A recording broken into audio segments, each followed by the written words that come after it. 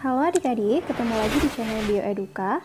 Kita akan belajar materi biologi kelas 10 bab virus pada subbab asal mula penemuan virus dan ciri-ciri virus. Subbab berikutnya akan kita bahas pada video yang berikutnya ya. Nah, ini disajikan contoh dari virus. Yang di sebelah kiri adalah virus TMV yang menyerang daun tembakau, dan sedangkan gambar yang di sebelah kanan merupakan bakteriofag atau contoh virus yang berbentuk T yang menyerang pada bakteri Escherichia coli yang terdapat di dalam kolon atau usus besar. Virus sendiri berasal dari bahasa Latin virule yang artinya menular. Virus merupakan substansi aseluler atau tubuhnya tidak berupa sel karena hanya memiliki kapsid atau selubung yang berfungsi sebagai dinding dan asam nukleat, tetapi tidak memiliki inti sel atau nukleus, sitoplasma, dan membran sel. Ukuran virus juga sangat kecil, sehingga disebut juga dengan mikroba atau mikroorganisme.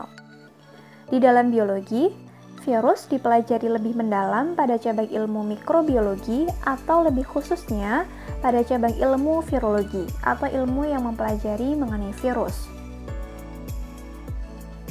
Asal mula virus. Menurut para ahli biologi, virus merupakan substansi atau bentuk peralihan antara benda hidup atau makhluk hidup dan benda mati. Virus disebut benda mati karena virus lebih dominan mempunyai ciri-ciri sebagai benda mati daripada ciri-ciri makhluk hidup. Virus berbentuk seperti molekul atau partikel yang disebut dengan virion.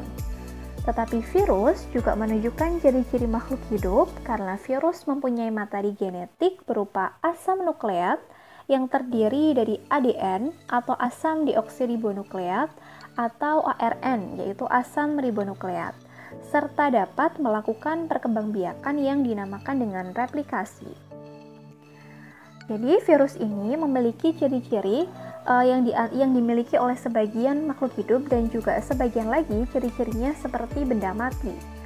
Nah, karena virus ini memiliki ciri-ciri seperti benda hidup sekaligus benda mati, maka virus ini digolongkan sebagai substansi peralihan atau bentuk peralihan karena memiliki ciri-ciri di antara keduanya. Nah, ini adalah gambar dari tanaman tembakau yang telah terinfeksi suatu virus, di mana daunnya memiliki bercak-bercak berwarna kuning, dan setelah diraba, ternyata pada permukaan daunnya ini terdapat suatu cairan yang bentuknya lengket. Nah, berawal dari peristiwa inilah yang mendorong para ahli biologi untuk melakukan penemuan mengenai tanaman tembakau yang telah terinfeksi suatu penyakit. Ahli biologi pertama yang melakukan penelitian mengenai virus adalah Adolf Meyer.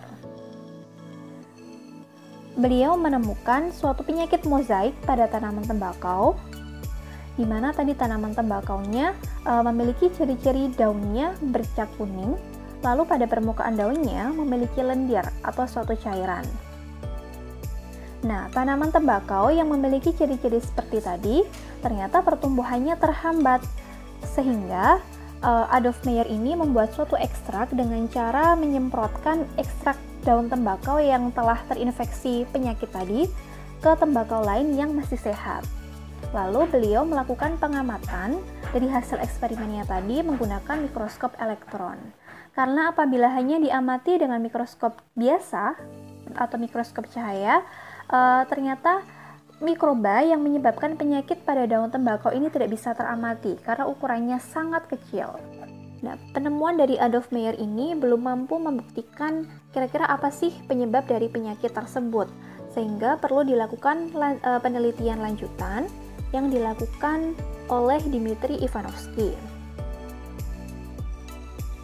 Nah, Dmitri Ivanovsky telah berhasil menemukan suatu filter atau alat penyaring bakteri. Di dalam penelitiannya, Ivanovsky mengoleskan hasil saringannya atau hasil filtratnya dari daun tembakau yang telah terkena penyakit mozaik tadi ke tanaman tembakau yang masih sehat.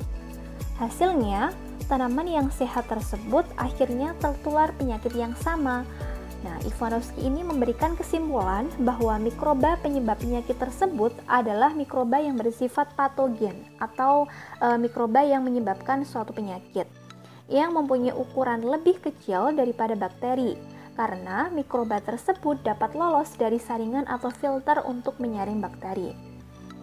Jadi si Ivanovsky ini menyimpulkan bahwa mikroba yang menyebabkan penyakit pada daun tembakau tersebut ukurannya lebih kecil dibanding bakteri karena mikroba tersebut nyatanya bisa lolos dari filter yang telah dibuat Ivanovsky, di mana filter tersebut telah dirancang khusus mampu menyaring bakteri. Nah, penelitian dari Dmitry Ivanovsky ini juga belum cukup membuktikan kira-kira apa penyebab dari penyakit pada daun tembakau tersebut, sehingga masih dilakukan penelitian lanjutan oleh M. B. Gering. M. B. Gering adalah seorang ahli mikrobiologi berkebangsaan Belanda, di mana beliau ini menemukan fakta bahwa mikroorganisme yang menyerang tembakau tersebut dapat melakukan reproduksi dan tidak dapat dibiarkan pada medium untuk bakteri. Jadi ketika ditaruh di dalam medium bakteri, mikroba ini ternyata tidak hidup atau tidak cocok pada media yang sama untuk bakteri. Fakta lainnya adalah apabila mikroorganisme tersebut dimasukkan ke dalam alkohol, ia tidak mati atau resisten terhadap alkohol. Tetapi pada waktu itu, M. B. Gering belum berhasil menemukan struktur dan spesies mikroorganisme tersebut.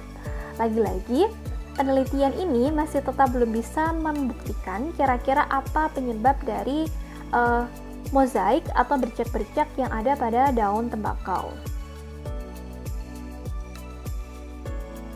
Lalu masih dilakukan penelitian lanjutan yang dilakukan oleh Wendell M. Stanley. Wendell M. Stanley ini telah berhasil mengkristalkan makhluk hidup yang menyerang pada tanaman tembakau. Hasil penelitian tersebut menjawab pertanyaan tentang makhluk apa yang menyebabkan penyakit tersebut. Ternyata penyakit tersebut disebabkan oleh suatu virus yang disebut dengan virus TMV atau Tobacco Mosaic Virus, yang sampai saat ini penelitian tersebut masih dilanjutkan dengan penelitian-penelitian berikutnya. Namun penelitian dari Wendell M. Stanley ini cukup memberikan gambaran mengenai virus itu apa, termasuk virus yang menyebabkan penyakit mozaik atau bercak-bercak pada daun tembakau.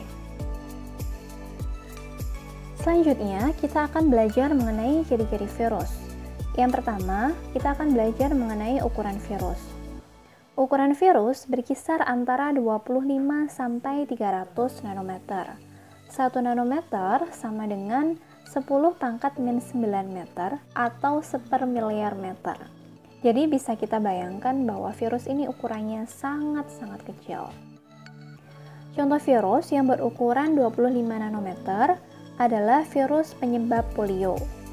Yang berukuran 100 nanometer contohnya adalah bakteriophage atau virus T yang menyerang bakteri Escherichia coli. Sedangkan yang berukuran 300 nanometer contohnya adalah TMV atau Tobacco Mosaic Virus. Yang kedua adalah bentuk virus. Bentuk virus ini bermacam-macam, diantaranya ada yang berbentuk bulat, contohnya influenza virus. Yang berbentuk oval, contohnya adalah rabies virus. Yang berbentuk batang, contohnya adalah DMV. Yang berbentuk jarum, contohnya adalah tumorovirus. Yang berbentuk seperti huruf T adalah bakteriophage, dan yang berbentuk polyhedral, contohnya adalah adenovirus. Ciri yang ketiga adalah ditinjau dari cara hidupnya. Virus hidup sebagai parasit obligat atau parasit sejati. Tempat hidupnya di dalam jaringan tubuh organisme lain, contohnya di tubuh manusia, hewan, dan tumbuh-tumbuhan. Jadi, virus hanya dapat hidup secara parasit pada sel organisme lain.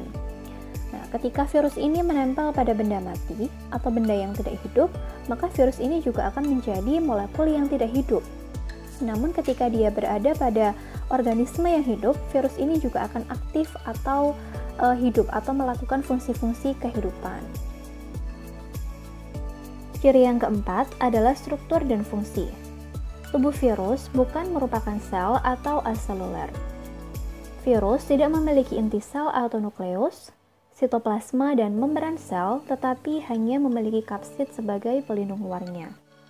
Virus berupa partikel atau molekul yang disebut dengan virion.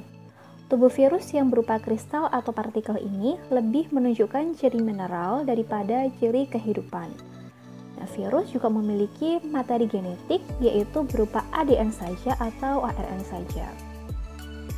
Struktur virus yang akan kita gunakan pada pembahasan kali ini adalah struktur virus dari bakteriofag atau virus yang berbentuk T. Tubuh virus T terbagi atas bagian kepala dan bagian ekor. Bagian kepala terbungkus oleh suatu selubung dari protein yang disebut dengan kapsid. Kapsid mempunyai fungsi sebagai pemberi bentuk pada virus, sekaligus sebagai pelindung bagian dalam tubuhnya virus. Bagian di luar kapsid terdapat selubung yang tersusun dari lipida dan karbohidrat. Setiap virus memiliki satu jenis materi genetik saja, yaitu ADN saja atau ARN saja, tergantung pada spesifikasi virusnya. Nah, materi genetik tersebut dapat berupa rantai ganda yang berpilin atau rantai tunggal dengan bentuk memanjang, lurus, dan melingkar. Bentuk kapsid pada virus bermacam-macam, ada yang bulat, oval, batang, polihedral, atau seperti huruf T.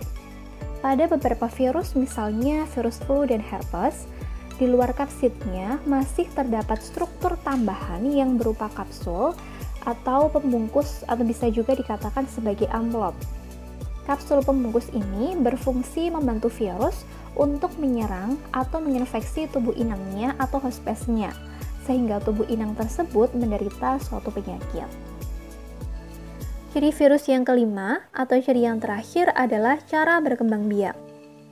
Di dalam proses reproduksi, virus memerlukan lingkungan sel hidup atau harus di dalam jaringan tubuh, sehingga virus memerlukan organisme lain sebagai inangnya atau hospesnya. Ketika virus ini menempel pada benda yang tidak hidup, maka virus tidak akan bereproduksi karena dia berada dalam kondisi yang tidak aktif. Dan virus baru akan bereproduksi ketika dia menempel pada makhluk hidup atau jaringan yang masih hidup. Proses reproduksi virus disebut juga dengan replikasi atau penggandaan diri tubuh virus. Proses replikasi virus semenjak menempel pada sel inang sampai terbentuknya virus yang masih baru melibatkan siklus litik dan siklus lisogenik. Siklus litik adalah siklus di mana virus bereplikasi disertai dengan matinya sel inang setelah terbentuk anakan virus yang baru.